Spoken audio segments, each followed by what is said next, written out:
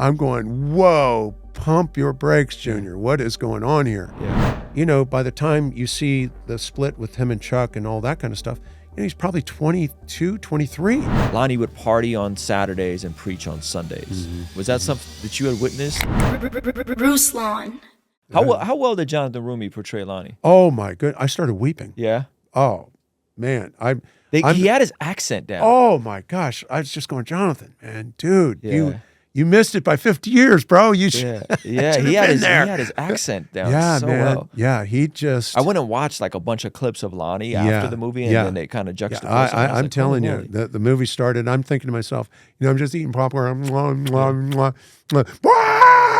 Yeah, I just started wailing, man. Wow. I'm going, whoa, pump your brakes, Junior. What is going on here? Yeah. You know, I'm not used to that. So emotion. he nailed it.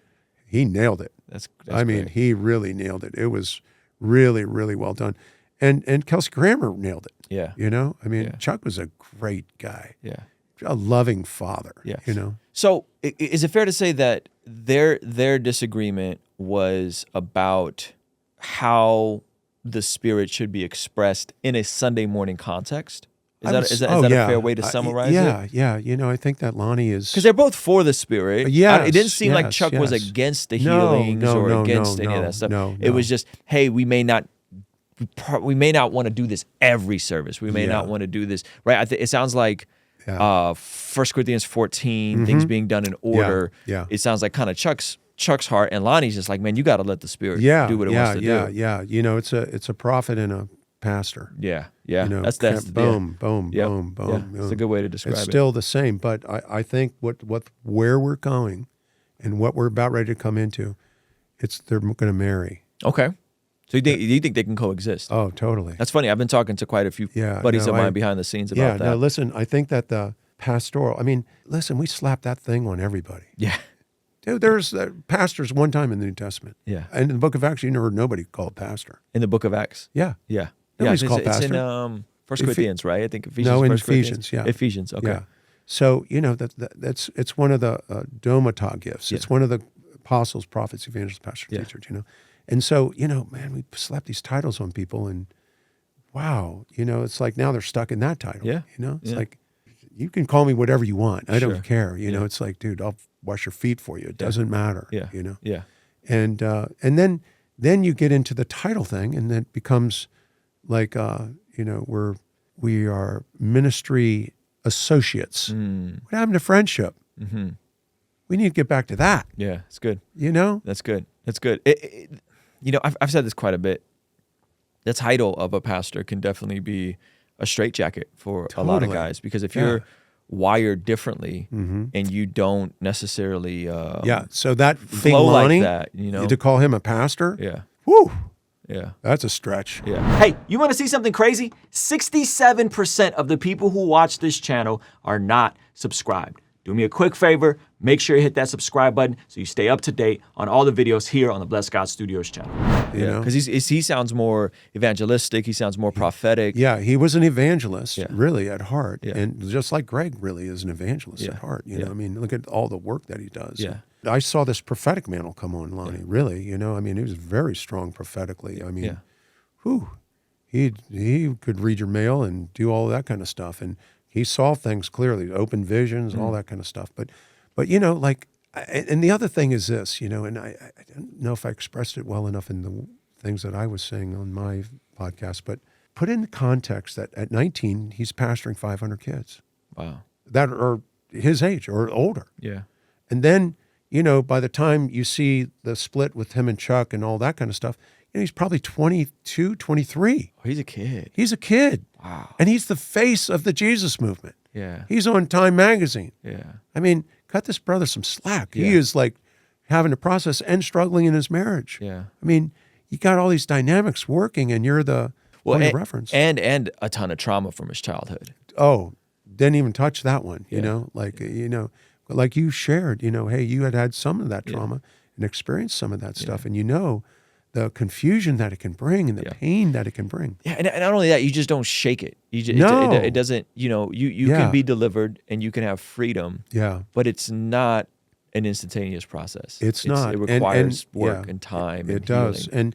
And at that time, I mean, knowing now what I know, like I was talking to my friend Ken Fish about this.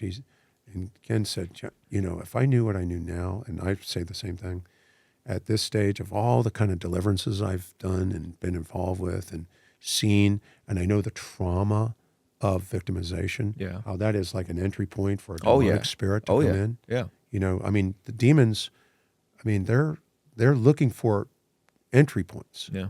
Trauma is an entry point. Yeah. So they were finding their way into people's lives in these traumatic experiences. And I mean, you see it everywhere. You see the LGBTQ communities just ravaged by that, you know? Yeah.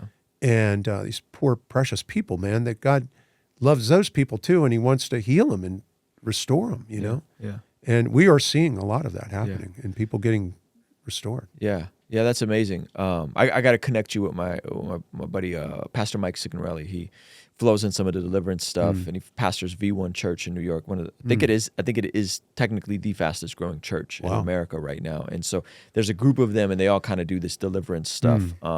Pastor Mike is great. I've had him on the channel. I went to Israel with him, Pastor Jeff Moores, and Sean Cannell. And so we had a blast going through Israel. Yeah, I bet. And then those guys all flow. That's flow so into cool. What you're talking about. Yes, So, yes, yes. There was things said, and I don't know who said this stuff, but there was a quote was a couple quotes. One quote was, Lonnie would party on Saturdays and preach on Sundays. Now, from everyone I've talked to, Pastor Don, Steve, Pastor Greg Glory, they said that they didn't see that or they didn't know that about him. Was that something that you had witnessed? Like, would No. he? Okay. But I would say this, it was so funny.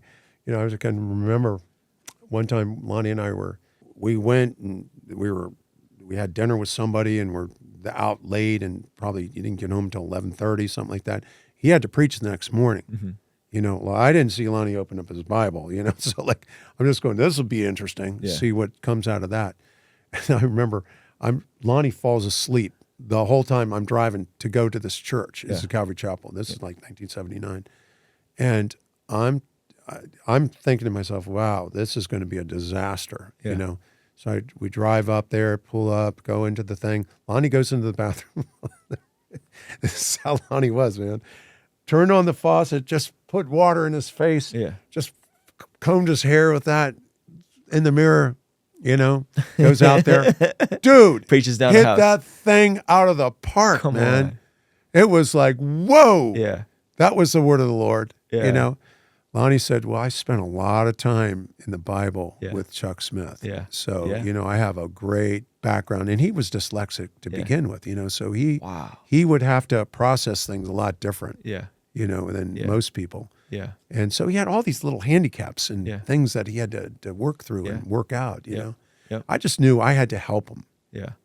And then, you know, like we just became good friends. Yeah. But no, I didn't. You didn't see that kind of stuff. We weren't. No, it was not happening. Not when I was with him. Yeah. Hey, this clip is from our daily after party stream. If you enjoyed it, consider signing up for our Patreon community for only $5 a month, where you get access to the replays of our daily after party streams, as well as the uncut extended versions of our podcast, Discord access that's private, and a discount code for our merch store, only $5 a month. And ultimately, it's the best way to help us contextualize the gospel of Jesus using media, podcasting, and of course, YouTube. The link for that is in the description or in the pinned comment. The perks are amazing. You should get on there. It's only $5 a month. I'll see you over there, all right? Peace.